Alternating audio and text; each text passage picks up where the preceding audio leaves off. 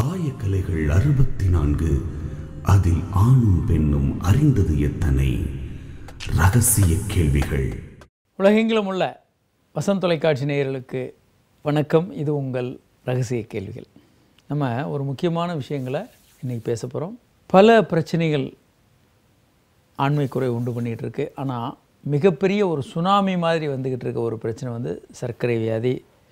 சர்க்கரை வியாதினால் ஆண்மை குறைவுக்கு உள்ளாகிறவர்களுடைய எண்ணிக்கை தொடர்ந்து அதிகரிச்சுக்கிட்டே இருக்குது. ஸோ இந்த விஷயத்தை பற்றி நம்ம பேச போகிறோம். படத்தை பார்க்குறீங்க. எப்படி ஒருத்தருக்கு விரைப்புத்தன்மை ஏற்படுகிறது?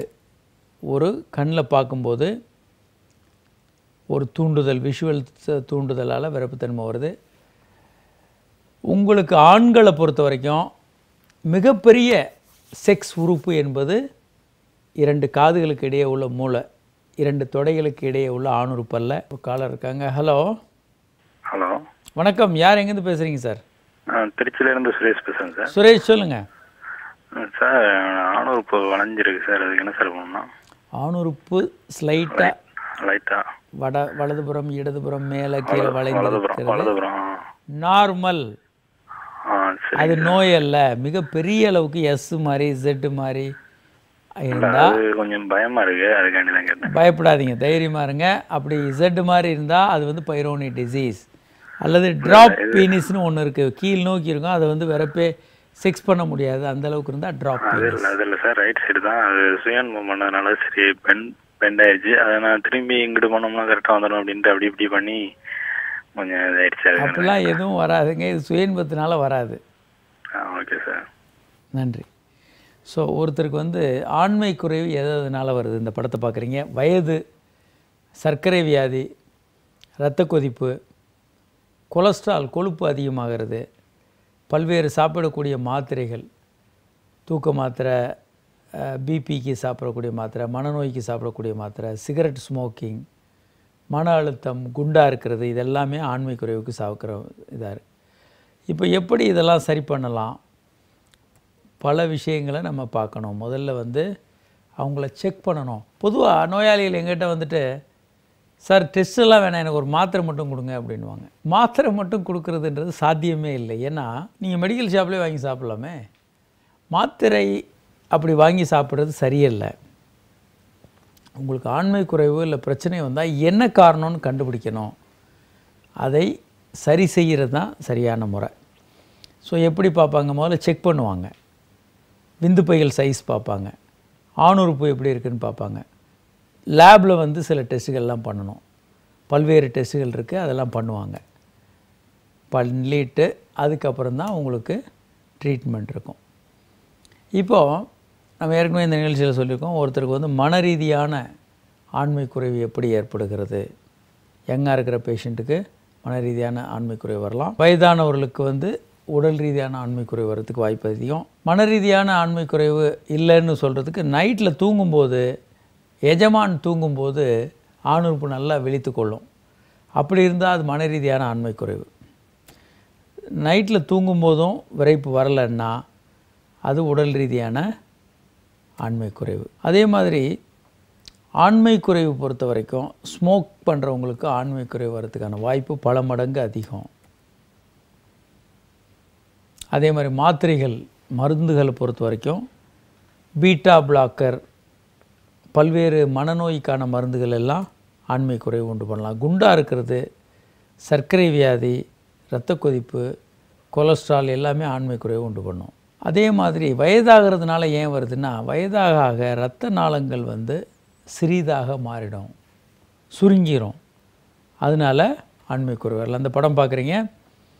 ஆணுறுப்பினுடைய சைஸ் வந்து 1 to 2 மில்லிமீட்டர்ஸ் இருக்கும். அடுத்தது இரத்த நாளங்கள், இருதயத்துக்கு போகிற இரத்த நாளங்கள் 3லேருந்து 4. ஸோ முதல்ல ஒருத்தருக்கு பிரச்சனை வரும்போது ஆணுறுப்பு தான் பாதிக்கும். சின்ன இரத்த குழாய்கள் தான் அடைபடும். அதை கவனிக்காமல் விட்டுட்டோன்னா அடுத்து இருதயத்துக்கு போகக்கூடிய இரத்த நாளங்கள் பாதிக்கப்பட்டு ஹார்ட் அட்டாக் வரலாம். அதுலேயும் சில நேரம் தப்பிச்சாங்கன்னா மூளைக்கு போகிற இரத்த குழாய்கள் அடைபட்டு ஸ்ட்ரோக்குன்னு பக்கவாதம் வரலாம். ஒரு காலர் இருக்காங்க. ஹலோ சார், நான் சேலத்துலேருந்து பேசுகிறேங்க சார். வணக்கம், சொல்லுங்கள் சார். சார், எனக்கு இப்போ வயசு கம்மி தான் சார் ஆகுது. சொல்லுங்கள் சார், என்ன வயசு? 21 தாங்க சார் நடக்குது. சொல்லுங்கள் சார். சார் அடிக்கடி கை பழக்கம் அந்த மாதிரி ஏதாவது ஞாபகம் இதாக இருக்குது சார். பண்ணுங்க, அதில் என்ன தப்பு இருக்குது? நாங்கள் கை கால் நடுக்கா அந்த மாதிரி ஏதாவதுங்க சார், அதுக்கு என்ன சார் பண்ணும்? பயப்படாமல் இருந்தீங்கன்னா ஒன்றும் வராதுங்க. கை கால் நடுக்கமா எப்பயும் வந்து ரொம்ப கை கால் நடுக்கமா இருக்குங்க சார், அதுக்கு என்ன சார் பண்ணலாம்? சுய இன்பத்தை பற்றிய பயம், கில்ட்டு, பதட்டம் எல்லாம் கை கால் நடுக்கத்தை உண்டு பண்ணும். சுய இன்பம் இயல்பானது, அதனால் எதுவும் வராதுன்னு நீங்கள் நம்புனீங்கன்னா உங்களுக்கு எந்த விதமான நடுக்கமும் பயமும் வராது. அது கெட்டது, அது எனக்கு கை கால் நரம்பு தளர்ச்சியை கொடுத்துரும், அது ஞாபக சக்தி போயிடும், கிட்னி போயிடும். நிறைய பேர் அதான் சொல்லுவாங்க, கிட்னி போயிடும். இப்படி நம்பினீங்கன்னா எல்லா பிரச்சனையும் வரும். அடுத்து, ஆண்மை குறைவு வர்றதுக்கு பல்வேறு காரணங்கள் பார்க்க முடியும். சர்க்கரை வியாதி ஒரு முக்கியமான காரணம். சர்க்கரை வியாதி வந்து பல்வேறு முறைகளில் ஆண்மை குறைவு உண்டு பண்ணலாம். ஒன்று வந்து இரத்த நாளங்களை பாதிக்கலாம், நரம்புகளை பாதித்து தூண்டுதல் குறையலாம், ஹார்மோன்களில் பிரச்சனையை ஏற்படுத்தலாம். இப்படி பல்வேறு வகையில் சர்க்கரை வியாதி ஆண்மை குறைவு உண்டு பண்ணும். சில நேரங்களில் ஆண்மை குறைவு சர்க்கரை வியாதியோட ஒரு முதல் ஆரம்ப கட்டமாக இருக்கும். சில பேர் ஆண்மை குறைவுன்னு வருவாங்க, செக் பண்ணால் சர்க்கரை வியாதி இருக்கும். சர்க்கரை வியாதி உள்ள ஆண்களுக்கு 5 மடங்கு ஆண்மை குறைவு வர்றதுக்கான வாய்ப்பு அதிகம். ஒரு சர்க்கரை வியாதி உள்ள நோயாளிக்கு 10லேருந்து 15 வருடங்கள் முன்பாகவே ஆண்மை குறைவு வந்துடும். இதெல்லாம் உலக அளவில் பல்வேறு ஆய்வுகளில் நிரூபிக்கப்பட்டிருக்கு. 50% அல்லது 60% சர்க்கரை நோயாளிகளுக்கு ஆண்மை குறைவு வருகிறது. 50லேருந்து 75% சர்க்கரை நோயாளிகள் ஏதாவது ஒரு நேரத்தில் ஏதாவது ஒரு அளவில் ஆண்மை குறைவுனால் பாதிக்கப்பட்டிருக்காங்க.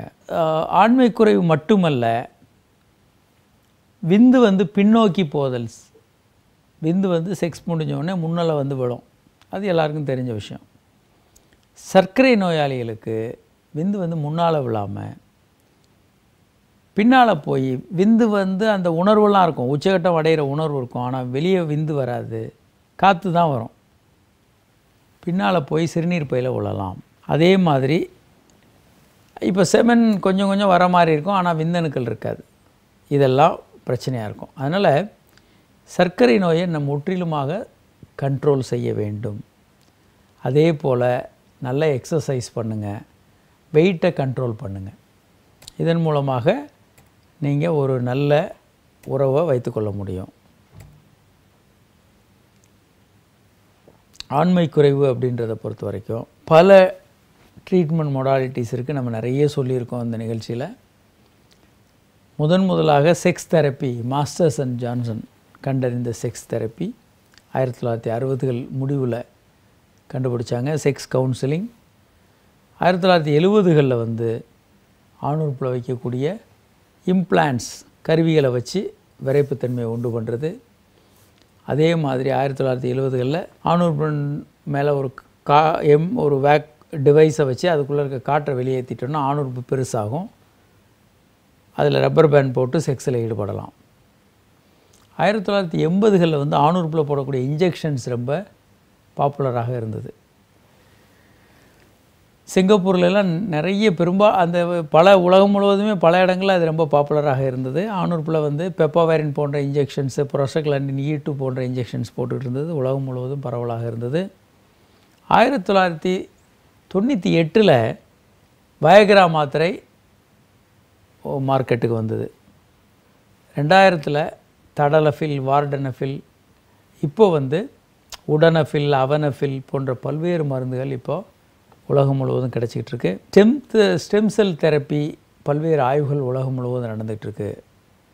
அதே மாதிரி ஜீன் தெரப்பி, அதற்கான ஆய்வுகளும் உலகம் முழுவதும் நடந்துகிட்ருக்கு. சரி, இப்படி பண்ணுறது மட்டுமே போதுமா அப்படின்னா, ஆண்மை குறைவு இருக்கிறவங்க வாழ்க்கை முறையை மாற்ற வேண்டும். முதல்ல ஸ்மோக் பண்ணுறதை நிறுத்தணும். வெறும் நம்ம வர்ற நோயாளிகள் வந்து எனக்கு ஒரு மாத்திரை கொடுங்க டாக்டர்ன்ற மாதிரி தான் வர்றாங்க. முதல்ல நோயை கண்டறியணும், வாழ்க்கை முறையை மாற்ற வேண்டும். வாழ்க்கை முறை மாற்றுறது தான் முதல்ல ஸ்மோக் பண்ணுறதை நிறுத்துங்க. இரத்த கொதிப்பு இருந்தால் அதை ஒழுங்காக முறையாக கண்ட்ரோல் பண்ணிக்கோங்க. சர்க்கரையை நன்றாக கண்ட்ரோல் பண்ணுங்கள். வெயிட் சரியான அளவுக்கு ஏற்ற வெயிட் இருங்க, ஓவர் வெயிட் இருக்கக்கூடாது. எக்ஸசைஸ் நன்றாக பண்ணுங்கள். ஆல்கஹால் போதை பழக்கங்கள்லாம் நிறுத்துங்க. கொலஸ்ட்ரால் கொழுப்பு உடம்பில் அதிகமாக இருந்தால் அதை நார்மலாக கொண்டு வரணும். மன அழுத்தம் இருந்தால் அதை சரி செய்யணும். ஸோ ஃபஸ்ட் லைன் ட்ரீட்மெண்ட் வந்து வாழ்க்கை முறை மாற்றுவது தான். ஆண்மை குறைவுக்கு முதல் லைன் ட்ரீட்மெண்ட் வந்து வாழ்க்கை முறையை மாற்றுவது, சர்க்கரை வியாதியை சரி பண்ணுறது, அதுக்கப்புறம் வாய்வழி மாத்திரைகள், ஓரல் கவுன்சிலிங் எல்லாம். மூன்றாவது இதிலெல்லாம் சரியாகலை அப்படின்னா ஆணுறுப்பில் போடக்கூடிய இன்ஜெக்ஷன்ஸ் பண்ணலாம், வேக்யூம் டிவைஸ் யூஸ் பண்ணலாம். 4வது லைன் அறுவை சிகிச்சைகள் பண்ணுறது. இந்த முறையில் ஆண்மை குறைய சரி பண்ணலாம்.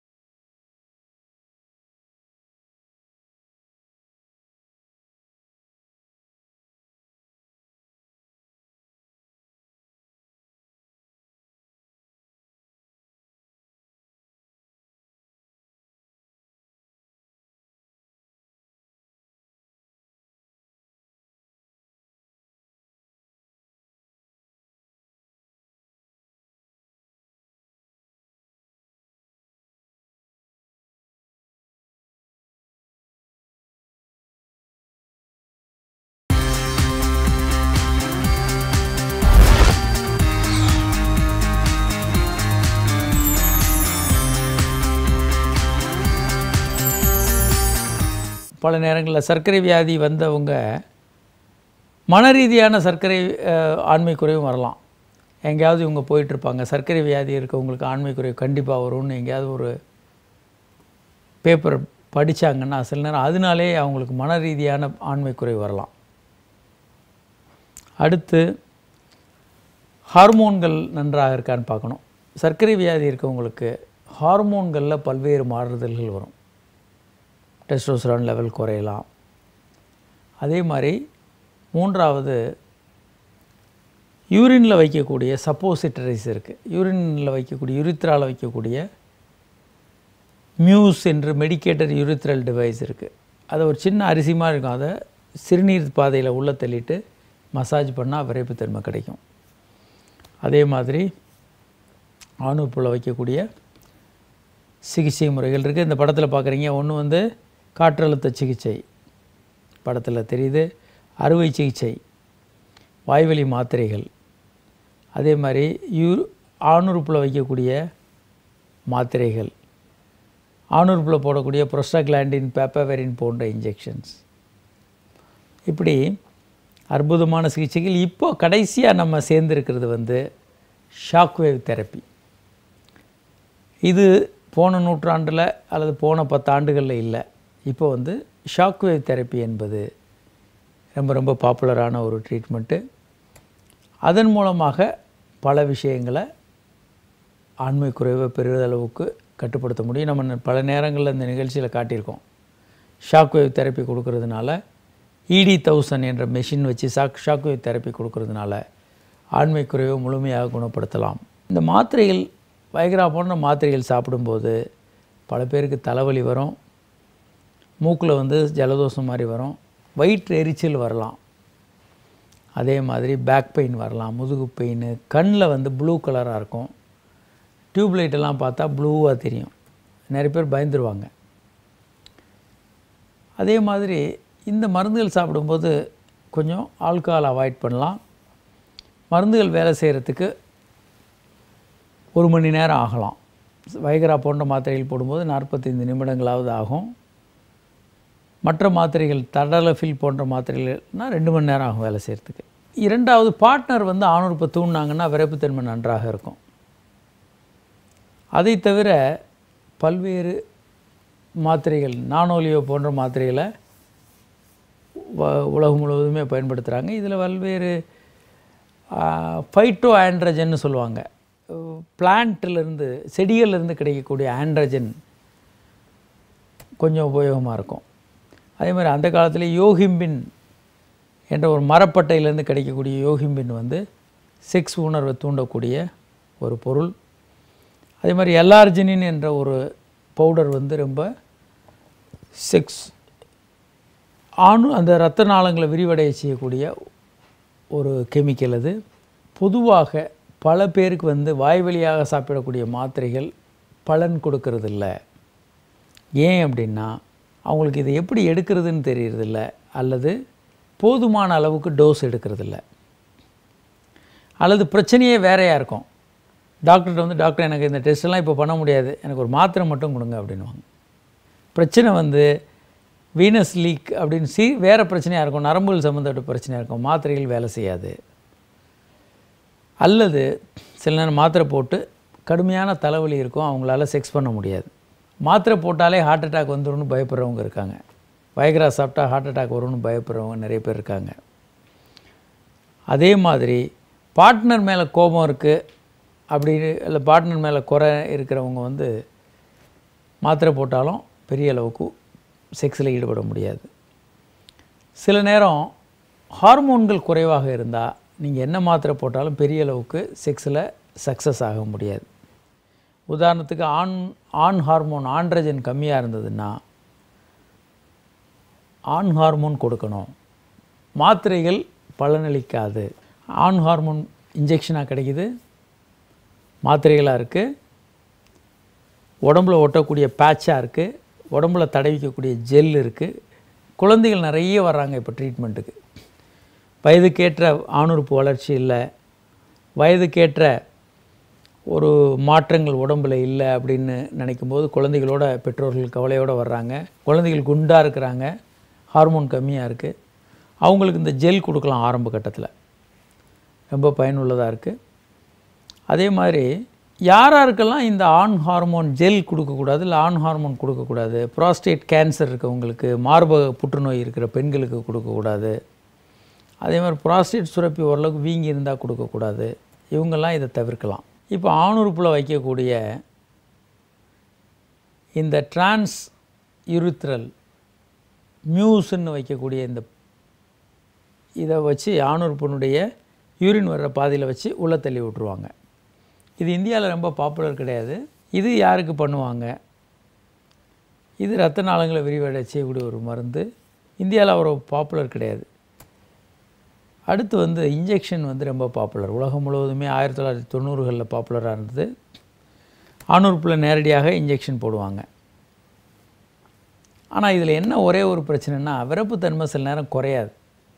செக்ஸ் முடிஞ்ச பிறகும் பிரியாபிசம்னு பேர். இந்த விரைப்புத்தன்மை குறையாமல் இருக்கிறதுக்கு பேர் பிரியாபிசம். இது ஏன் இந்த பேர் வந்ததுன்னா, பிரியாபஸ் அப்படின்ற ஒரு கிரேக்க கேரக்டர். அந்த கேரக்டர் எப்பயுமே விரைப்படைந்த ஆணுறுப்போடையே பார்க்க முடியும். இதிலிருந்து தான் பிரியாபிசம் என்ற, பிரியாபஸ்லேருந்து வந்த ஒரு சொல்லலாம் பிரியாபிசம். ஆணுறுப்பு விரைப்புத்தன்மையே குறையாமல் இருக்கும். இது கேட்குறதுக்கு ரொம்ப நல்லாயிருக்கும். ஆணுறுப்பு ரொம்ப பெருசாக விரப்பாக இருந்தால் நல்லா தான் இருக்கும். ஆனால் நடைமுறையில் ரொம்ப வலி எடுக்க ஆரம்பிச்சிடும். ஒரு 4 மணி நேரத்துக்கு மேலே ஆணுறுப்பு விரப்பு குறையலைன்னா ஆணுறுப்பு கடுமையான வலிக்க ஆரம்பிச்சிடும். ஒரே ஒரு முக்கியமான விஷயத்தை நம்ம வாசகர்களுக்கு சொல்லணும். பிரியாபிசம் வர்றதுக்கு இன்னும் ஒரு காரணம், மாத்திரை சாப்பிட்றது, ஆணுறுப்பில் போகிற இன்ஜெக்ஷன், இதெல்லாம் ஒரு காரணம். சில நேரங்களில் வெறிநாய் கடியினால் பிரியாபிசம் வரும்.